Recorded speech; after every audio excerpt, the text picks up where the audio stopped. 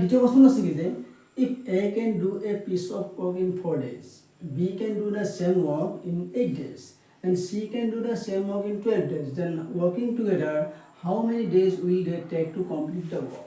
মানে কি A যদি এটা কাম কি 4 দিনত কৰে, B যদি এটা কাম 8 দিনত কৰে, আৰু C যদি এটা সেই একে কামটোকে যদি 12 দিনত কৰে, তেন্তে গোটেই কেইজনে একেলগে মিলিবলৈ কৰিলে মানে কিমান দিনতো তেওঁলোকে কামটো সম্পূৰ্ণ কৰিব পাৰিব।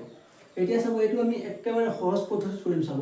প্ৰথমে হৈছে কি এ কামটো কিমান দিনত কৰে যে 4 দিনত, A equal to 4, আৰু বি এ কিমান দিনত কৰে যে কামটো 8 দিনত, B equal to 8। চি এ কামটো কিমান দিনত কৰে যে C equal to 12।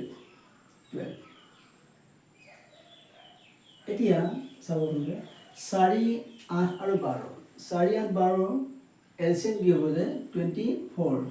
এতিয়া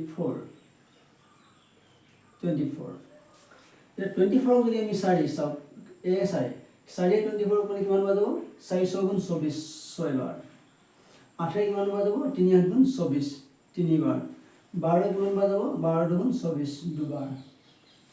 এই কিমান 6 6 3 9 10 11, টোটাল কিমান 11। আমাৰ চাওক টোটাল কাম হৈছে আমাৰ কিমান 24 ইউনিট, আৰু গোটেই কেইজনে মিলি এদিনত কৰে কিমান 11 ইউনিট। আমি চাওক 11, এতিয়া আমি 24ক যদি 11 হৰণ কৰোঁ, 11 গ'লে 11 দুগুণ কিমান 22, ৰখিলে কিমান মানে আমাৰ বাকী ৰখিলে কিমান 2। গতিকে আমাৰ উত্তৰ হ'ব কি যে A B C equal to কিমান হ'ব যে 2 সমষ্টৰ 11/2। এইটোৱে হৈছে আমাৰ এনচাৰ। বুজি পাইছেনে বাৰু ভালকৈ? চাওকচোন আমাৰ A 4, B 8, C 12, আৰু 4 8 12 এলচিএম হৈছে 24। তাৰপিছত কি 4 আমাৰ 24ক যায় 6 বাৰ, 8 24ক যায় 3 বাৰ, 12 24ক যায় 2 বাৰ, 6 3 9 10 11। আমাৰ টোটাল ইউনিট হৈছে কিমান 11, মানে আমাৰ মুঠ কাম হৈছে কিমান 24 ইউনিট।